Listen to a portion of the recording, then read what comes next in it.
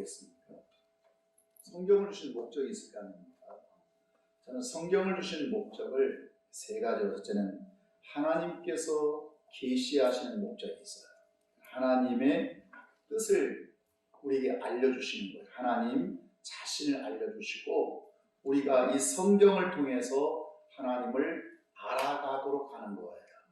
그러니까 성경을 가지고 있다고 하나님을 아는 게 아니에요. 성경의 내용을 알아야 하나님을 알아가게 되는 거죠. 두 번째, 하나님에 대한 믿음의 목자. 하나님을 알았으니 두 번째는 하나님에 대한 믿음이 있어야 해요. 세 번째는 하나님에 대한 믿음을 통해서 하나님의 나라를 세우고 하나님의 왕국을 세우고 하나님의 공동체를 회복하는 데 목적이 있는 것입니다. 자, 그렇다면 우리가 성경을 배울 때나 하나님의 말씀을 들을 때 우리가 어떻게 들어야 되냐면, 어떤 사람은 성경 지식과 정보로 듣는 사람이 있어요.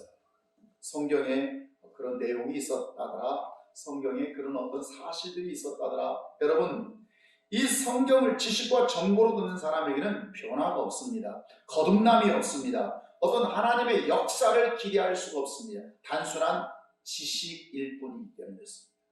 그러나 어떤 사람은 하나님에 대한 믿음의 목적을 가지고, 따라서 믿음으로 듣는 사람, 이런 믿음으로 듣는 사람은 영의 눈이 열리게 되고요, 신앙이 자라고 믿음이 성장하게 되고요, 말씀을 들을 때마다 항상 새 힘이 충만해서 우리가 세상에서 두려움 없이 겁 없이 살아가는 인생으로 축복하실 줄 믿습니다. 그럼 어떻게 그러면 이 하나님 말씀을 통해서 이러한 믿음의 기적을 만들 수가 있겠는가? 오늘 본문의 내용이 이런 내용입니다. 엘리사 선지자 시대에 흉년이 들었어요.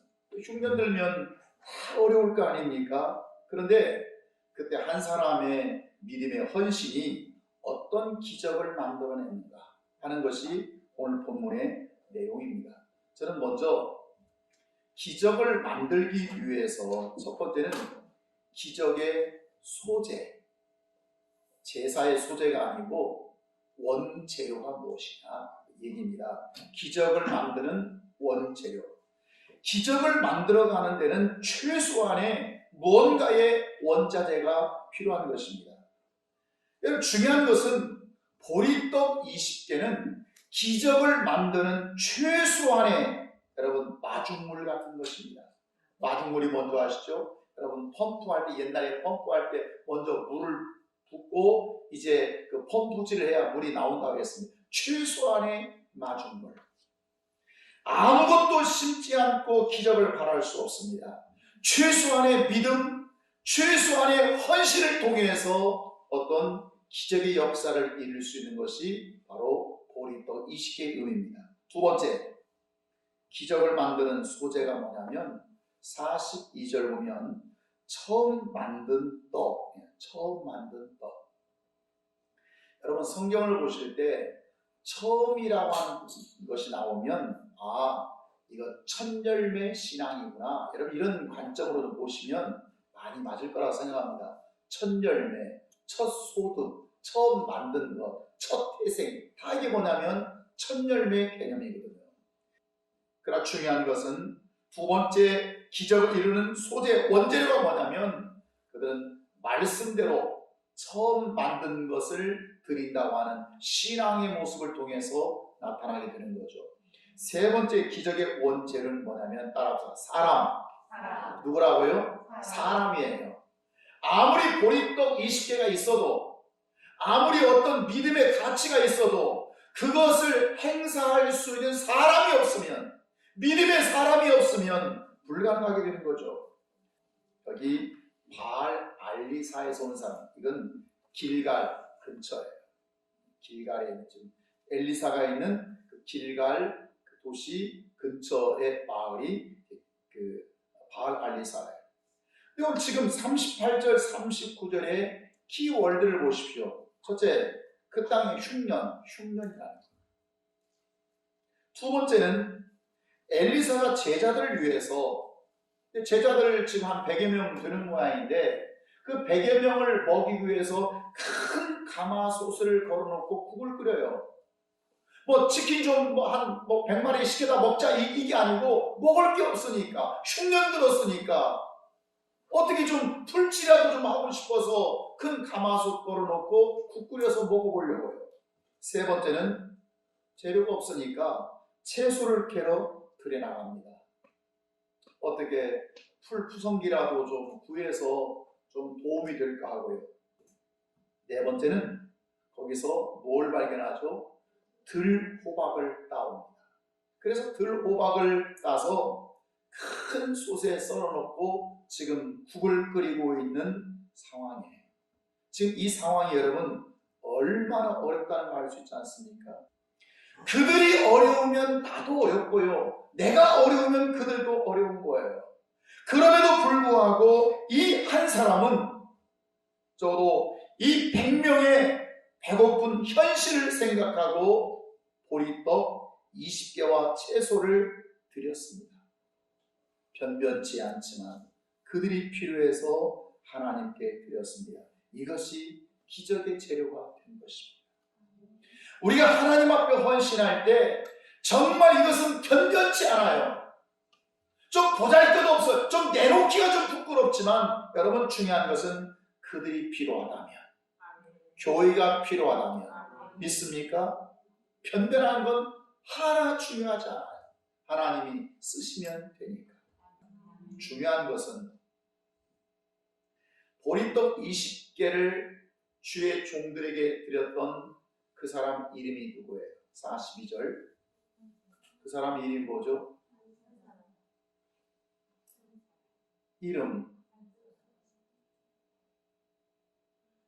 한 사람은 숫자지 이름은 아니죠. 그렇잖아요? 여러분 중요한 것은 이름이 없습니다. 그냥 한 사람일 뿐이에요. 한 사람.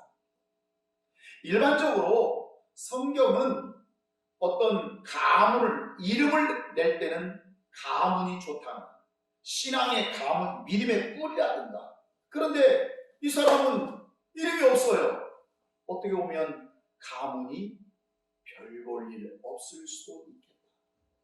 그럼에도 불구하고 이 사람의 신앙적 처음 만든 보리떡 20개를 그가 하나님 그 배고픈 현실, 지금 흉년의 현실, 지금 큰 가마솥을 걸어놓고 들에서 호박을 따다가 잘라가지고 국을 끓여 먹으려고 하는 이런 현실에 그가 헌신의 제물로 드려서 기적을 만들게 된다는 사실입니다. 두 번째는 이성과 믿음의 차이입니다. 한 사람의 드림이 기적을 이루는 원자재로 사용되었다면 현실을 바라보지 않고 쓰임받는 것을 우리는 믿음이라 이렇게 말하게 되는 거죠. 그런데 부정적이고 계산적이고 이성적인 한 사환이 등장합니다. 둘신앙의 생각을 가지고 있습니다. 여러분 신앙이라는 게 뭐죠? 여러분 신앙은 이성이 아닙니다. 신앙은 인문학도 아니고 철학도 아니고 하나님의 기적을 이루는 신비는 이성 속에서 나타나지 않습니다. 인문학 속에서 나타나지 않습니다. 어떤 철학이나 윤리학 속에서는 하나님의 기적과 신비는 나타나지 않습니다. 기독교의 슬픈 현실이 뭐냐면 강단이 합리적 이성으로 변하고 있다는 사실이에요. 인문학으로 변합니다. 설교가 철학으로 바뀌어지고 있고 윤리학으로 변질되고 있는 현실이에요. 신앙, 믿음이라고 하는 것은 종교적 가면이 아니라 비상식적이고 비현실적인 것처럼 보여도 하나님의 말씀이면 그 말씀 앞에 아멘하고 순종하고 실천하는 것이 신앙이고 믿음입니다. 믿습니까? 여러분 교회 역사 속에 그동안 교회의 많은 역사 속에 교회가 하나님의 영광을 드러내고 세상을 구원할 때는 항상 세상 분위기나 문화나 이성에 타협하여 칭찬 들을 때가 아니었습니다. 그들이 교회를 대적하고 교회를 공격할 때에도 교회는 세상을 주도해가고 하나님의 영광을 드러낼 수 있었던 것은 그들과 타협했기 때문이 아니라 그들이 하나님 교회가 하나님 말씀 앞에 서 있었기 때문입니다. 믿습니까? 세상이 교회를 향하여 웃음 짓고 있을 때 여러분, 주님은 교회를 향하여 울고 계실 수 있다는 사실을 우리가 기억해야 됩니다. 만약에 그렇다면 교회는 세상이 웃음 짓는 그 일을 당장 멈춰야 합니다. 세상과 적당히 비율을 맞춰서 세상이 교회가 좋은 곳이라는 그 의미가 아니라 교회는 생명을 주는 것, 교회는 영혼을 살리는 것, 교회는 하나님의 말씀만이 능력이라고 하는 것을 힘있게 외쳐지고 있을 때, 힘있게 증거되고 있을 때 여기에서 기적의 역사가 나타날 줄 믿습니다. 할렐루야. 사환들은 이거 100명에게 어떻게 주워 먹겠습니까? 그렇게 말을 합니다. 부정적으로 말을 합니다. 불가능하게 이성적으로 계산해서 말을 합니다. 그러나 엘리야는 주워 먹게 하라. 여기서 끝나면 뭐 그 20개 가지고 그거랑 어떻게 나무 먹는 게 낫지 않냐? 배고픈데 이 뜻이 되지만 여호와의 말씀이 그들이 먹고 남으리라. 여호와의 말씀이 그들이 먹고 남으리라. 먹고 남는 것이 문제가 아니라 먹는 것도 부족하니까 이성과 합리성을 가진 사람들이 안 된다고 얘기하는 거 아닙니까? 여러분, 그들의 말이 어떤 영향력 있는 말이라 할지라도 하나님의 뜻에 합당하지 않으면 노라고 거절할 수 있어야 믿음이 되는 것입니다. 자, 44절. 그가 그들 앞에 주었더니 어떤 일이 생겼어요? 여호와께서 말씀하신 대로 먹고 나눴다.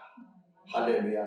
여호와께서 말씀하신 대로, 여호와께서 말씀하신 대로 먹고 남은 것입니다.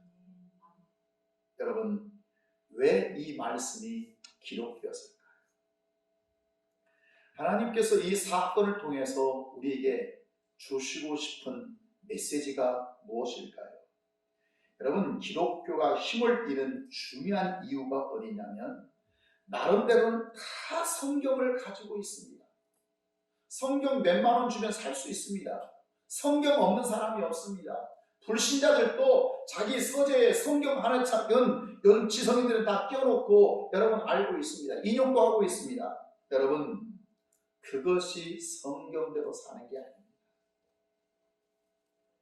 말씀에 확신이 없기 때문에 기독교의 힘은 성경책을 가지고 있는 것이 아니라 우리가 하나님의 말씀을 믿고 그 말씀 앞에 서서 있을 때 하나님의 역사와 능력이 나타나게 되는 거죠.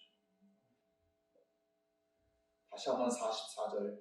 여호와께서 말씀하신 대로. 여호와께서 말씀하신 대로. 이 말은 이성과 상식과 한계를 뛰어넘어서 순종했더니 보리떡 20개를 가지고도 흉년의 때에 하나님의 사람 100명의 종들이 먹고 일어섰다는 얘기입니다.